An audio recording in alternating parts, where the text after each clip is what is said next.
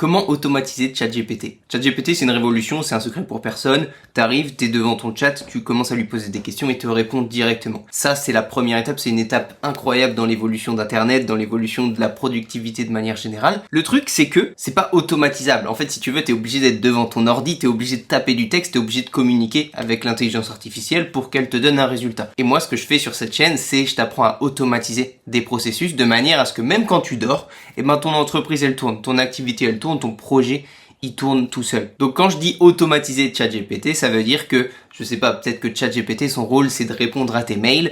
Eh bien, ça veut dire que quand tu vas recevoir un mail, nous ce qu'on veut c'est qu'automatiquement que le contenu de ce mail soit envoyé à ChatGPT, qu'il le lise et puis qu'il nous sorte voilà ce qu'on lui a demandé. Est-ce qu'on lui a demandé de vouloir répondre à ce mail? Est-ce qu'on lui demande de simplement nous résumer ce mail? Ça peut être pareil pour une vidéo YouTube, ça peut être pareil pour un article de blog. Et donc voilà, dans cette vidéo, on va voir comment toi tu peux l'automatiser. Ça va être une vidéo très rapide, je vais juste te montrer le module principal que j'utilise pour créer des automatisations qui sont basées sur des réponses de ChatGPT. Alors on va sur mon ordinateur et c'est parti. La vidéo que je vais te montrer aujourd'hui, elle vient de cet article-là, tu vois, que j'ai rédigé il y a 2 jours, il me semble. Dans cet article, je te montre simplement, si toi t'es plus textuel que vidéo, que écouter, et ben t'as tout le contenu de ce que je vais te partager dans cette vidéo, dans cet article-là. Donc si t'as des questions, s'il y a des choses qui sont pas claires, tu peux directement aller sur l'article. Pareil, je vais mettre le lien dans la description. Ce qu'on peut directement faire, c'est d'aller sur Make. Donc Make, si tu connais pas, c'est l'outil que j'utilise pour tout automatiser dans mes activités. C'est vraiment la référence, ce qui va nous permettre en fait de prendre des outils, tu vois, qui n'ont rien à voir entre eux, et puis de les mettre dans ce qu'on appelle des scénarios. Ces scénarios-là vont être exécutés. Ce que tu peux faire déjà, c'est créer un compte via le lien que je vais mettre dans la description sur Make. Tu vas créer un scénario. Donc ce qu'on peut faire une fois que notre scénario il est créé, c'est créer notre premier module. Donc on va cliquer sur le plus simplement, et ici tu vas voir que moi j'ai déjà OpenAI, mais toi tu peux le taper ici. Tu vas taper simplement OpenAI. Tu vas cliquer ici et là on va avoir toutes les applications d'OpenAI. Dans cette vidéo en particulier, on va surtout voir le module qui correspond à ChatGPT, le ChatGPT qu'on connaît nous-mêmes. Ce module-là, c'est créer une complétion ici. Donc en cliquant ici, on va avoir un module qui va apparaître, ce qu'on appelle un module avec des paramètres. Toi, normalement, si c'est la première fois que tu utilises Make, et que c'est la première fois que tu utilises le module d'OpenAI, normalement tu devrais pas avoir ça, mais tu devrais avoir créé une connexion. Un bouton avec créer une connexion. Pour créer une connexion, c'est très simple. Donc moi je vais avoir la même chose que toi si je clique ici. Tu devrais avoir une fenêtre comme celle-ci, voilà, avec un premier champ pour nommer ta connexion, un champ API key, donc une clé API, et organisation ID. Pour obtenir une clé API, tu vas devoir te rendre sur ce site-là. Donc ce site-là, c'est openai.com/API. Pareil, je vais mettre le lien, ça va faire beaucoup de liens dans la description, mais au moins tu retrouveras toutes les informations dont tu as besoin. Tu vas simplement cliquer ici sur Start Building et on va t'inviter à créer un compte. Donc moi, ça m'a déjà connecté, tu peux voir que je suis déjà connecté, mais l'idée c'est que toi, tu crées ton propre compte. Une fois que ton compte, il est créé, tu vas te rendre ici sur la petite roue, tu vois, Settings. Tu vas te rendre là et puis tu vas aller dans la partie Billing. Alors il faut savoir que make.com il est gratuit, en tout cas jusqu'à un certain niveau d'utilisation. Pour moi, il y a largement de quoi faire avec la version gratuite pour faire à peu près n'importe quoi. Par contre, OpenAI, justement, utiliser ChatGPT, automatiser ChatGPT, contrairement à la version qu'on utilise tous, qui a une version gratuite, ici on va pas avoir de version gratuite. J'aurai l'occasion de revenir sur les tarifs plus loin dans cette vidéo, mais je te rassure, c'est ridiculement pas cher en fait. Donc une fois que tu es dans la partie Settings, tu vas aller ici dans Billing. Et ici, tu vois, comme tu peux voir, moi j'ai un crédit. Je crois que j'ai dû ajouter 5$ il y a 6-7 mois, un truc comme ça. Et j'étais descendu à 1$, donc j'ai dû en rajouter. Mais moi j'utilise quand même pas mal. Et je trouve que par rapport à ma consommation justement de ChatGPT sur Make, et ben en fait c'est descendu très très doucement. Bref, donc une fois que tu arrives sur cette page, tu vas cliquer ici sur Payment Method et tu vas ajouter une carte bancaire. Voilà, là il y a ma carte. Tu vas ajouter une méthode de paiement, tu vas ajouter ta carte et ensuite en revenant sur Overview, tu vas pouvoir cliquer sur Ajouter du crédit à mon solde. Ok? En cliquant là, tu choisis. Moi je te conseille de mettre simplement 5$. Parce qu'avec 5$, tu peux faire, comme je te l'ai dit, énormément de choses. Et une fois que tu as tes 5$, tu vas pouvoir maintenant utiliser ChatGPT dans Make. Donc une fois que tu as ajouté tes 5$, tu vas ensuite te rendre dans ici le dashboard en haut à droite, puis API Keys ici. Et voilà, on arrive sur cette plateforme. Il ne te reste plus qu'à cliquer sur créer une nouvelle clé. Donc là, tu vas nommer ta clé. Tu vas choisir un projet, donc en l'occurrence, tu vois, il y a déjà un projet de base, tu n'as qu'à utiliser celui-là. Tu vas cliquer sur ce bouton et tu auras une clé que tu n'auras plus qu'à venir copier. Tu vas ensuite retourner ici sur Make et tu vas coller ta clé API ici. Voilà. Pense à nommer ta connexion au cas où. Tu vois, tu l'appelles, je sais pas, connexion ChatGPT, un truc comme ça. Tu colles ta clé API ici et organisation ID, c'est pas grave, tu laisses vide. Une fois que ta connexion sera terminée et que t'as pas eu d'erreur, eh bien normalement, tu devrais avoir les mêmes paramètres que moi qui apparaissent. Petite interruption dans la vidéo.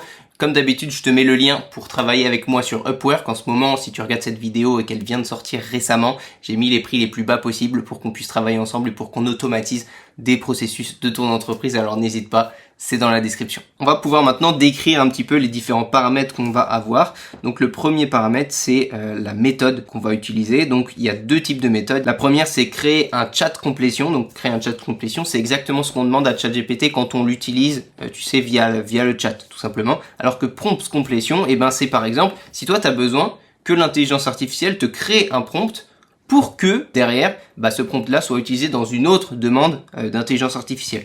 Moi, en règle générale, j'utilise tout le temps celui-ci, mais voilà, pour des cas plus ou moins pratiques, tu vas pouvoir peut-être être amené à utiliser celui-ci, mais en l'occurrence, nous, on va surtout se concentrer sur celui-là. Ensuite, on va choisir le modèle. Alors, comme tu le sais, OpenAI, en fait, c'est une entreprise qui crée des modèles d'intelligence artificielle, et chaque modèle a ses petites spécificités, tu vois. Ça peut être des spécificités sur la vitesse de traitement, ça peut être des spécificités sur le tarif de traitement, ça peut être des spécificités sur la richesse des réponses apportées. Tu vois, donc on a des GPT-4o, GPT-4 Turbo, GPT-4, GPT 3.5 Turbo. Pour être honnête avec toi, j'en ai testé très peu. En l'occurrence, j'ai déjà testé GPT 3.5 Turbo parce que il est rapide et en même temps il est pas cher, mais forcément la richesse de ses réponses sera moins riche. Enfin, tu vois, ses réponses seront moins riches que par exemple GPT-4o.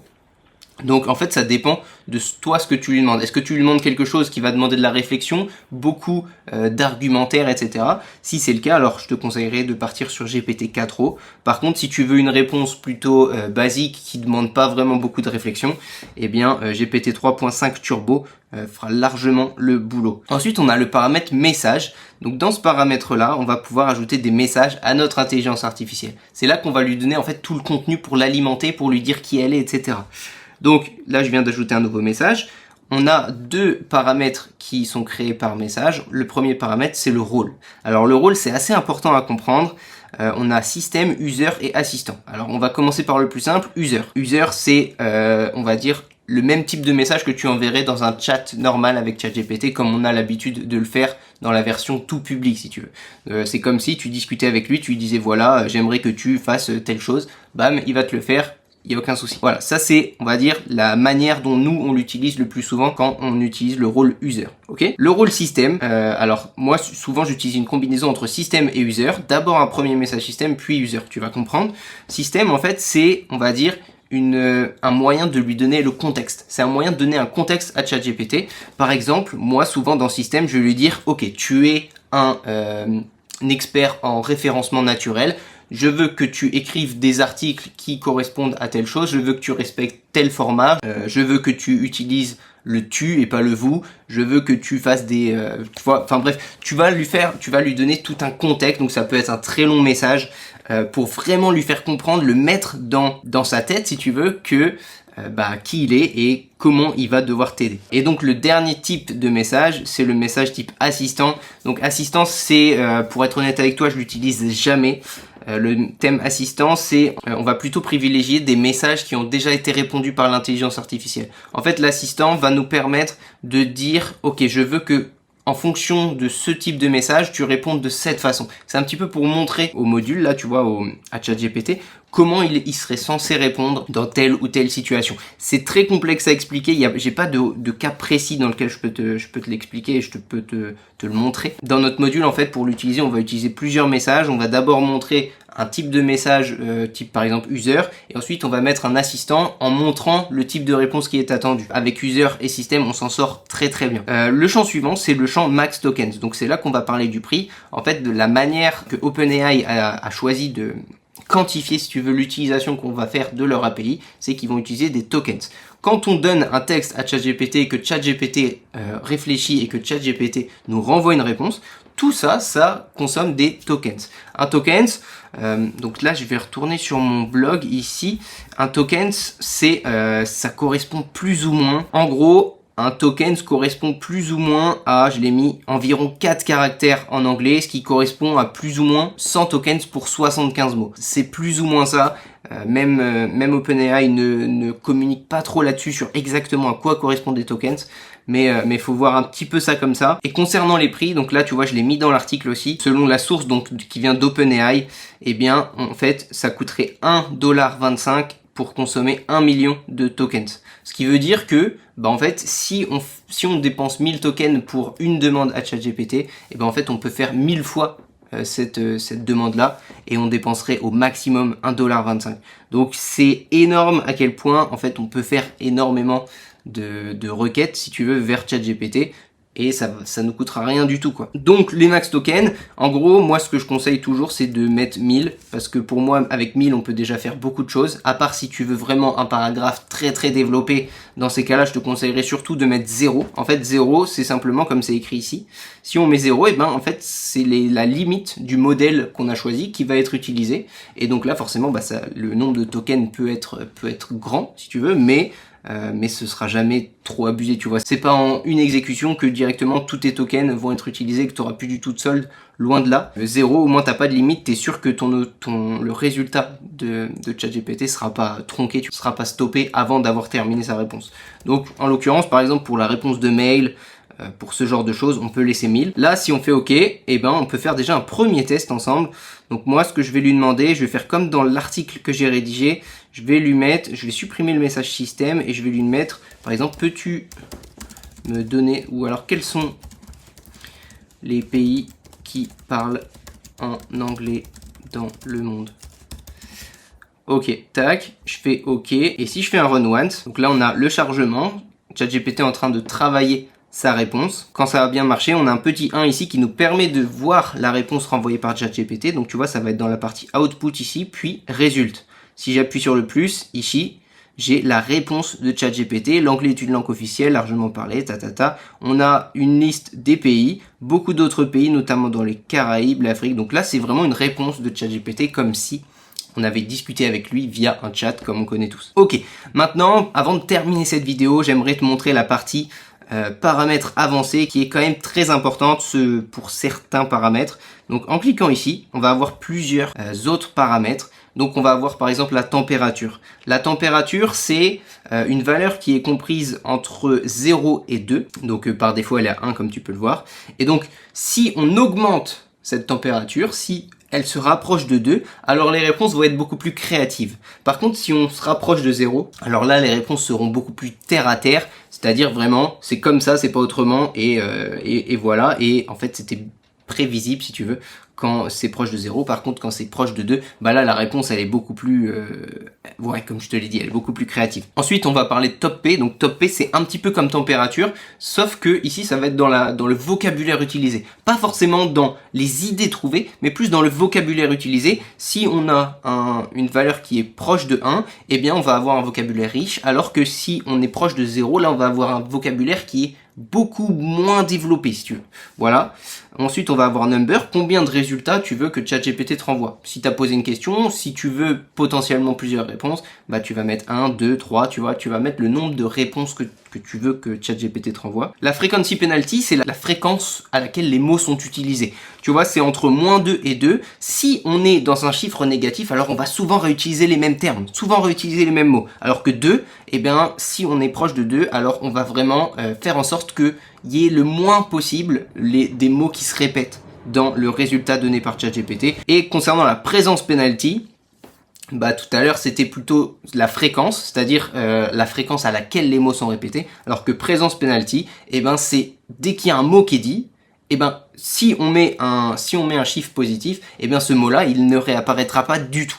Ok, alors que si tu mets -2, enfin si tu mets un chiffre négatif, et bah par contre là ce mot, on va le voir très souvent, tu vois.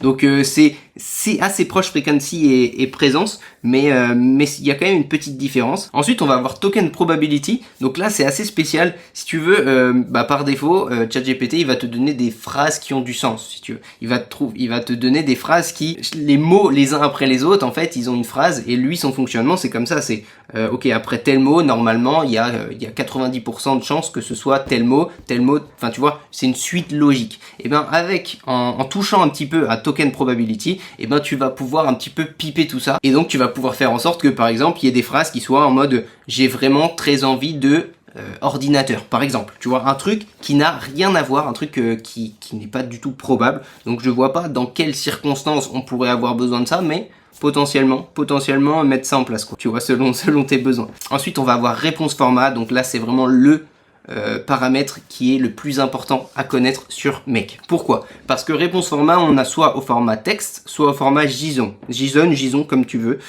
Tu le dis comme tu veux. Pour te donner un exemple, tout à l'heure, j'ai demandé quels sont les pays qui parlent en anglais dans le monde. Et si je vais dans mes résultats, eh ben, j'ai cette phrase-là, si tu veux. Sauf que, moi, je lui ai demandé quels sont les pays qui parlent anglais dans le monde. Et lui, il m'a donné un paragraphe. Alors que ce que j'aurais aimé, bah, c'est une liste, par exemple. C'est une liste. Donc, ce qu'on peut faire, au lieu de faire ça, c'est d'ajouter un message ici, un message de type système. Et dans ce message de type système, qu'on va mettre en première position, donc voilà, je vais lui mettre renvoie-moi un résultat au format JSON avec la clé. Voilà, quand tu utilises un format JSON, tu te demandes toujours une clé qui correspond au résultat avec la clé liste. Voilà, je mets juste ça, rien de plus. Et ensuite, dans la question suivante, enfin dans le message suivant, c'est le message user qu'on avait créé. Quels sont les pays qui parlent en anglais dans le monde? Si je descends et qu'ici je mets réponse format JSON, alors on peut faire d'abord avec un texte. On va faire un texte, ok. Je fais run once, et voilà. Et donc on a, tu vois, une liste, mais c'est une liste un petit peu, si tu veux, au format texte. Alors qu'en faisant au format JSON, si je vais là, que je mets JSON, ici, il faut juste penser à cocher la case yes, je fais OK, et là je fais run once, et on va voir la différence. Voilà, si je vais dans result, ici, j'ai une variable en plus, et dans cette variable-là, eh ben, j'ai tous mes pays, tu vois, 1, 2, 3, 4, 5, qui sont triés comme ça, de manière beaucoup plus ordonnée, de manière à ce que derrière moi, eh ben, si j'ai besoin, dans l'article que j'ai écrit, j'ai donné l'exemple par exemple d'un article de blog. Dans le cadre d'un article, eh ben, je peux lui demander par exemple, je veux un fichier JSON avec une clé titre, puis une clé contenu. Et en faisant ça, eh ben, quand je vais poster mon article, dans la partie titre, eh ben, j'aurai plus qu'à mettre la valeur avec la clé titre, et dans la partie contenu, la valeur avec la clé contenu, tout simplement. Et donc en faisant ça, bah, tu vas pouvoir lui demander des données, encore une fois, très structurées et beaucoup plus pratiques pour de l'automatisation. Concernant les derniers paramètres, on va avoir le paramètre seed. Donc en gros, seed ici, on rentrerait une chaîne de caractères, peu importe laquelle, celle-ci. Ok, maintenant, à chaque fois que ce module-là sera exécuté et qui aura la même seed, la même suite de chiffres, eh bien, normalement, alors ça je l'ai pas forcément vérifié, mais normalement, la manière de réflexion de ChatGPT sera la même. Il va réfléchir, il va agir de la même façon sur chacune de ces conversations où il y a ce seed là qui est en particulier créé, tu vois. Donc ça peut te permettre de au moins de t'assurer que ChatGPT, tu vois, sur cette seed là, si par exemple ChatGPT a une conversation avec un de tes clients et que c'est exactement le type de réponse que tu attends de ChatGPT vers un client, eh bien tu peux récupérer le seed de cette conversation, le placer ici de manière à ce que vraiment la réflexion de ChatGPT soit la même pour les prochains clients, si tu veux. C'est intéressant et c'est à pousser si vraiment tu veux rentrer dans le technique. Ensuite, on a stop séquence. Donc stop séquence, c'est si ChatGPT, voilà, dans sa réponse, commence à écrire des mots où vraiment là, t'as pas envie qu'il continue sa réponse. Tu vois, s'il commence à dire des gros mots, s'il commence à dire des mots, tu vois, qu'il faut vraiment pas dire à des clients, eh bien la stop séquence, tu vas renseigner le mot ici et automatiquement ChatGPT va arrêter sa réponse. Ok, il va uniquement renvoyer tout ce qu'il avait généré avant de dire ces mots-là, tout simplement. Et enfin, Other Input Parameters. Donc là, c'est pour vraiment le côté technique. Pour ceux qui sont intéressés, tu vois, tu peux aller sur ce lien-là et tu vas avoir les autres paramètres qu'il est possible de donner à ChatGPT, mais qui sont vraiment encore plus avancés que les paramètres avancés, quoi. Tu vois, il y a des trucs comme ça. Pour être honnête avec toi, moi, je me suis pas plongé là-dedans. C'est vraiment si t'as envie de pousser le truc à fond et que t'aimes bien bidouiller, t'aimes bien prendre des risques, quoi. Voilà pour tous les modules, enfin tous les paramètres de ChatGPT. Je pense que c'est très intéressant, très important que tu arrives à maîtriser ça. Il y a plusieurs intelligences artificielles, plusieurs applications d'intelligence artificielle qui sont possibles de mettre en place sur Make. Je pense notamment à Claude, je pense notamment à Perplexity. Chaque application a ses avantages et ses inconvénients. T'hésiteras pas à me dire dans la description ou dans les commentaires si tu es intéressé que je fasse une vidéo sur les autres applications d'intelligence artificielle avec Mec. J'espère que cette vidéo était claire. Encore une fois, je te mets le lien si tu veux qu'on travaille ensemble sur Upwork. Je te dis à très bientôt pour une prochaine vidéo. Ciao!